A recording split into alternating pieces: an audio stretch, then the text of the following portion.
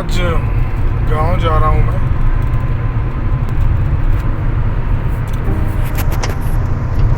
मेरी मौसी के बेटे हैं अरुण,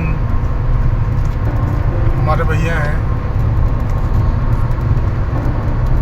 उनको बड़ी शिकायत है कि मैं उनसे कभी मिलने नहीं आया, बात भी नहीं करता। शहरों में रह के इस तरह व्यस्त हो गए हैं और कामचोर हो चुके हैं हम लोग के। हम चाह के भी उतना नहीं जा पाते गाँव जितना हम जा सकते हैं। तो इसी शिकायत को दूर करने के लिए आज जा रहा हूँ मैं गाँव अपने, और अरुण भैया से मिल के आऊँगा। उनके साथ बड़ी यादें जुड़ी हैं हमारी बचपन की। बहुत ही नटखट और बहुत ही जुगाड़ी व्यक्ति थे बचपन में भी। अब भी वो ऐसे ही हैं। उनकी हाइट ज़्यादा नहीं है, लेकिन जो व्यक्ति में आत्मसम्मान धैर्य होता है वो सारा उनमें पूरा है। तो आज उन्हीं से मिलने के लिए चला हूँ मैं। देखते हैं क्या होता है।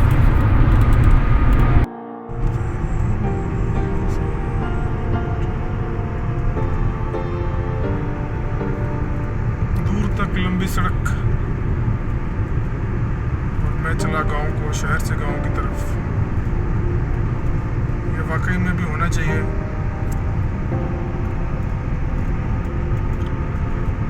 लेकिन आज बस एक छोटी सी ट्रिप।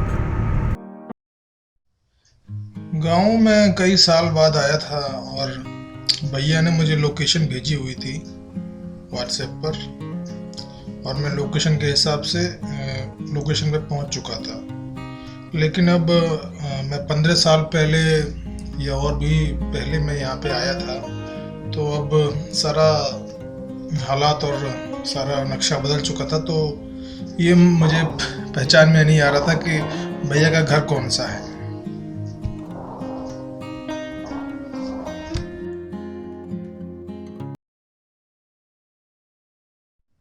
कुछ देर इधर उधर घूमने और लोगों से बात करने के बाद मैंने भैया से फ़ोन पर भी बात की। तो 2 छोटे बच्चों ने मुझे भैया के घर तक ले जाकर पहुंचाया। पहले जब मैं आया था तो घर इतना नहीं बना हुआ था, तो मैं थोड़ा कंफ्यूज हो गया था। घर पे कुंडी लगी हुई थी। कुंडी खोल के देखा तो घर में कोई नहीं था। देर में भाभी आ गई और भाभी ने मुझे एक बड़ा सा ग्लास भर के लस्सी दी। लस्सी पी के मेरे को बड़ी शांति मिली, क्योंकि मैं बड़ी धूप में सफ़र करके आया था। कुछ देर में ही भाभी के बच्चे स्कूल से आ गए थे, और कुछ देर पहले जो घर बड़ा शांत था अब बड़े हंगामे से भर गया। कुछ देर में भैया भी आ गए। फिर मैंने भैया के पाँव छुए और उनसे बातचीत करने लग गया।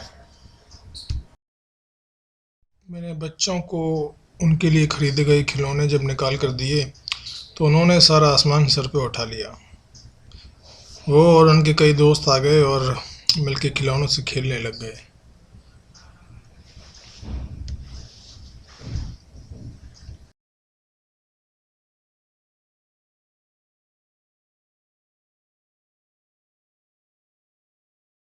फिर मैं खाट पर लेटकर आराम करने लग गया। छत पर लगा एक छोटा सा पंखा था जो एकदम तूफान की तरह घूम रहा था। उसने मेरा ध्यान बहुत आकर्षित किया। धीरे धीरे रात हो गई और रात में खाना खाने के बाद कई लोगों से बात करनी पड़ी, क्योंकि सब लोग उत्सुकतावश मुझसे मिलने के लिए आए हुए थे। रात में सोने के लिए एक खाट का इंतज़ाम किया गया जो लंबाई में थोड़ी छोटी थी। रात भर मेरे को करवट पर सोना पड़ा।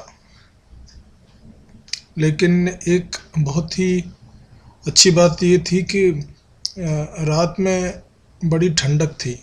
शहरों में जहाँ गर्मी रहती है वहीं यहाँ गाँव में खेतों के बीच रात में मौसम बड़ा ठंडा और सुहावना हो जाता है।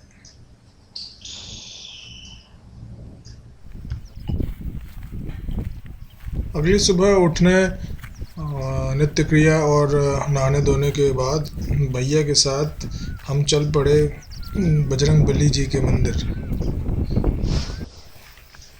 भैया बहुत ही पूजा पाठ वाले व्यक्ति हैं और सारे नियमों का पालन करते हैं, और इसीलिए उन्होंने अपनी लेदर की बेल्ट भी उतार दी, जिस कारण उन्हें अपना पैंट बार बार संभालना पड़ रहा था। मंदिर की बात करें तो मंदिर बड़ा ही प्राचीन है, और यह स्वतः ही यहाँ पर हनुमान जी की मूर्ति प्रकट हुई थी। कहते हैं कि एक गाय एक पत्थर के चक्कर लगाई जा रही थी जंगल में, तो गाँव वालों ने देखा और उसे हटाने का प्रयास किया, तो गाय को तो कुछ नहीं हुआ, लेकिन पत्थर से रक्त बहने लग गया। तभी से यहाँ हनुमान जी के मंदिर की स्थापना हो गई। भैया जी ने मंदिर के बारे में कई बातें और बताई कि मंदिर में किस तरह से हमें चौखट को लांघ कर ही जाना चाहिए और अपना दाहिना पैर ही पहले रखना चाहिए और दाहिना पैर ही बाहर निकलते वक्त वापस रखना चाहिए। मंदिर वास्तव में बहुत ही शांत था, और वहाँ के बाबा भी बहुत ही ज्ञानी मालूम पड़ते थे।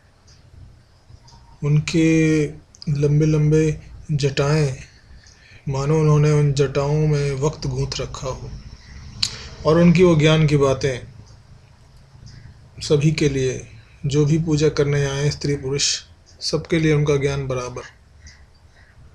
बाबा जी से मिलकर बहुत प्रसन्नता हुई। मंदिर से आने के बाद हम भैया की छोटी बेटी भावना का स्कूल के विद्यालय में नाम लिखाने गए। स्कूल में जाके देखा तो बच्चे इंटरवल में पकड़म पकड़ाई और भी कई तरह के खेल खेल रहे थे। बच्चों को देखकर मन में ऐसा विचार आया कि काश कि हम भी इस स्कूल में इन पेड़ों की छाँव में खेले होते। जीवन सभी के भाग्य में नहीं होता, भाग्य में नहीं होता पेड़ों की घनी छाँव तले खेल पाना, नल के पानी से अपनी प्यास बुझाना, और खेलते खेलते ही शाम बिता देना। चूल्हे से निकलते हुए धुएं को देखकर मैं मंत्रमुग्ध सा हो गया। इस साधारण से दिखने वाले उपकरण से जो रोटियां बनती हैं, जो सब्जी, जो दाल बनती है, उसका मुकाबला शहरों में गैस पर बने हुए इन्हीं दालों, सब्जियों और रोटियों से किया ही नहीं जा सकता। चूल्हे के बने हुए खाने का स्वाद अनमोल है। बच्चों ने शाम को कार में घुसने के बाद सब कुछ तितर बितर कर दिया। उनको कार से निकालना मुश्किल हो गया। वो तभी निकले जब उनका मन किया। उन्होंने सब सीट, गद्दी, मोबाइल होल्डर, वाइपर, जो जो उन्हें दिखा उन्होंने सब ऑन कर दिया था। इसे देख के मुझे थोड़ा गुस्सा भी आया, पर मैंने अपने आप को समझाया।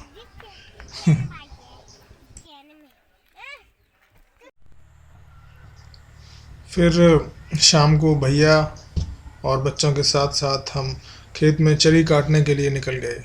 चरी वो है जो जानवरों को हरे पौधे काट के खिलाए जाते हैं, चरी कहलाते हैं।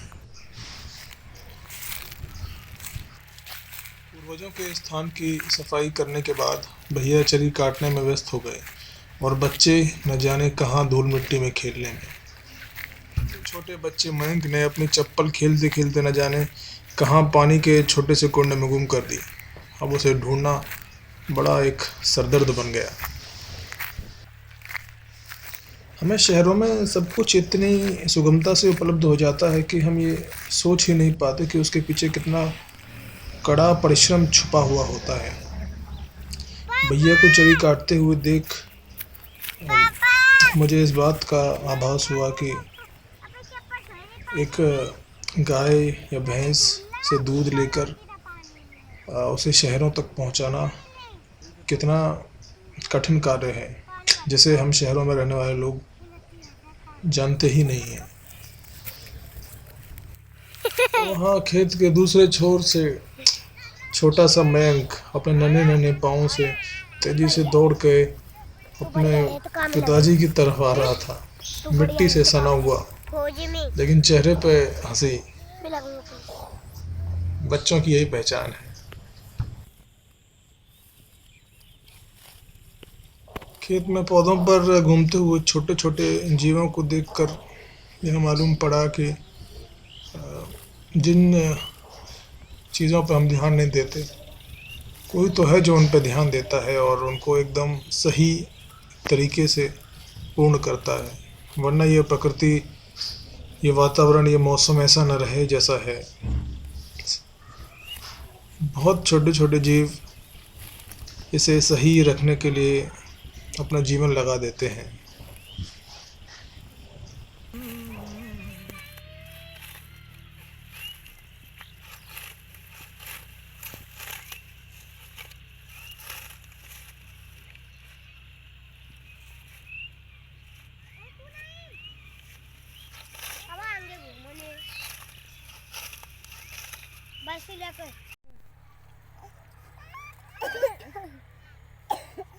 मयंक ने खेत में पिताजी के पास आने के बाद भी मिट्टी में लोट-पोट जारी रखी।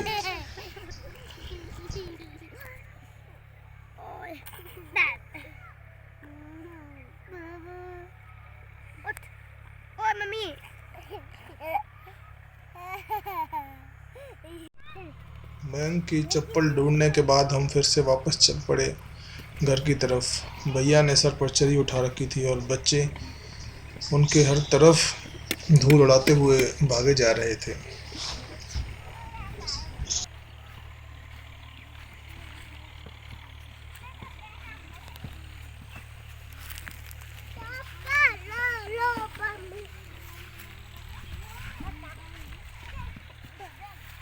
अरे देख के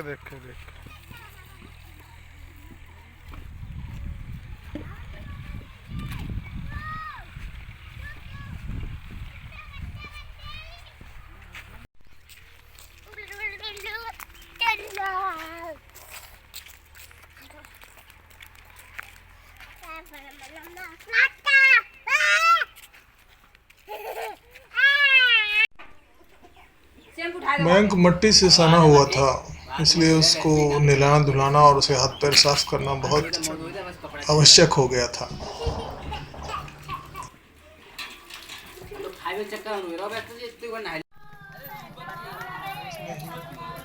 पड़ोस में ही कोई नई बाइक खरीद कर लाया था, तो उसकी पूजा करने के लिए गांव की सभी स्त्रियां इकट्ठी हो गईं और सब लोग चारों तरफ खड़े होकर पूजा को देखने लगे।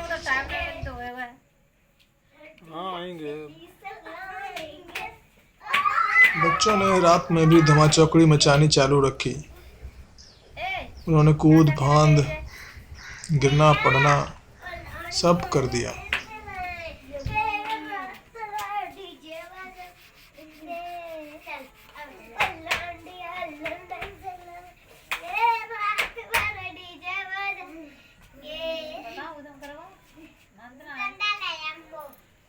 रात के अंधेरे में बच्चों को खेलते हुए देख यह आभास हुआ कि भले ही यह एक बहुत ही शहर से दूर किसी छोटे से दूर दराज गांव में घटने वाली घटना है, लेकिन ये एक आम घटना नहीं है, ये एक बहुत बड़ी घटना है और इसका प्रभाव संपूर्ण मानव जाति पर पड़ने वाला है। यह हर बच्चे का अधिकार होना चाहिए कि उसे सभी बच्चों के साथ बिना किसी चिंता के खेलने का पूरा अवसर मिले। इसका वह पूर्णतः अधिकारी भी है।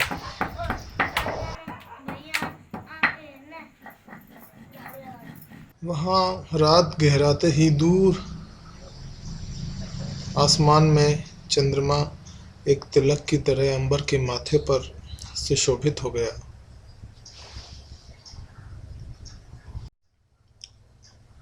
और सारे शोर शराबे शहरों से और भागती हुई गाड़ियों से दूर, कहीं बहुत दूर एक छोटा सा गांव अपने ही छोटे से शोर में, शांति में, गायों की गले में बंधी घंटी की टन-टन की धीरे धीरे बजती आवाज़ों में खो गया।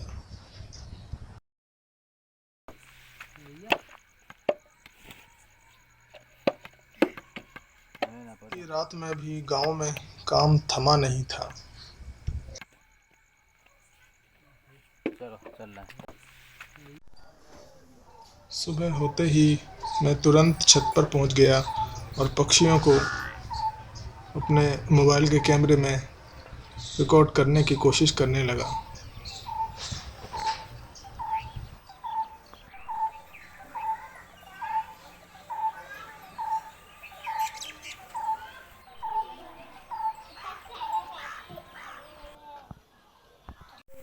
चलो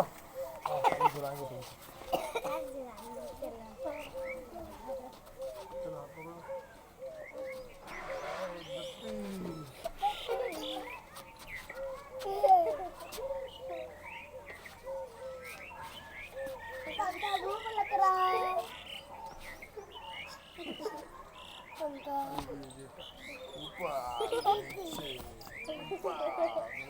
बैंक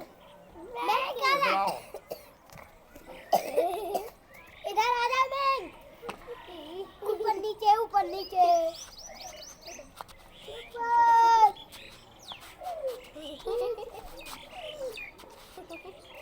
चलो चक्कर आ जाएगा पर। नहीं आएगा नहीं आएगा।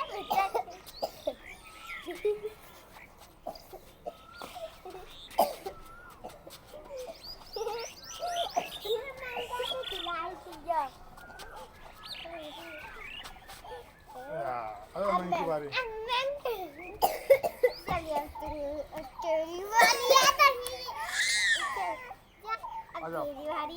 आ जाओ बढ़ गया डर के मारे।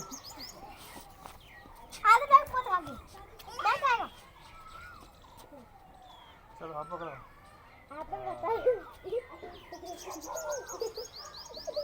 खेल में बेचारा मयंक एक बार नीचे गिर गया, जिसके बाद मुझे बहुत दुख हुआ।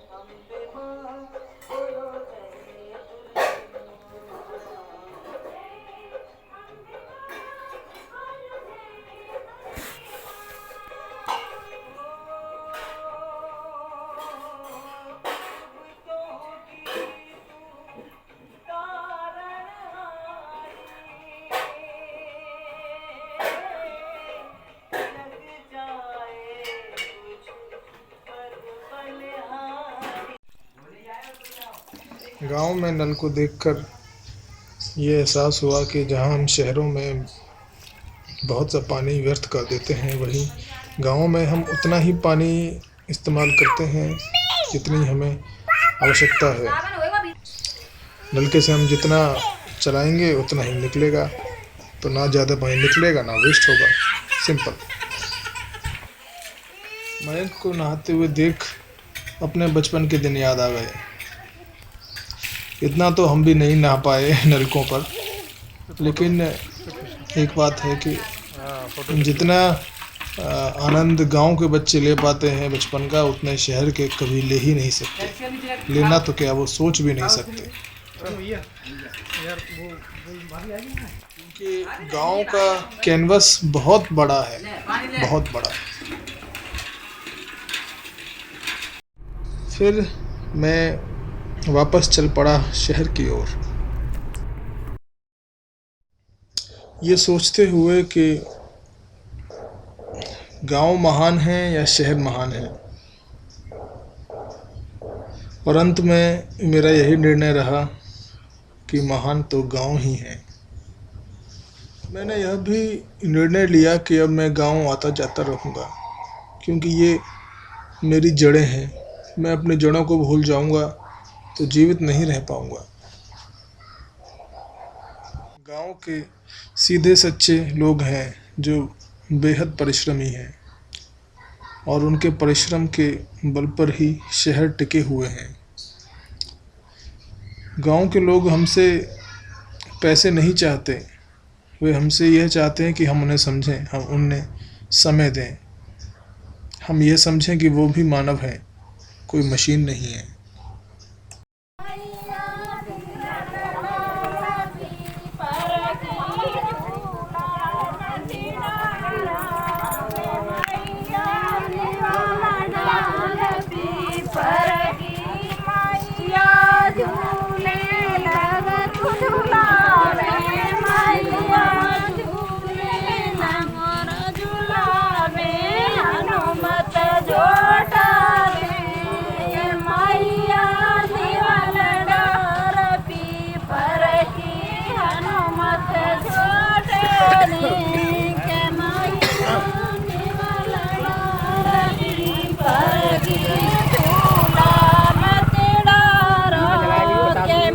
लगा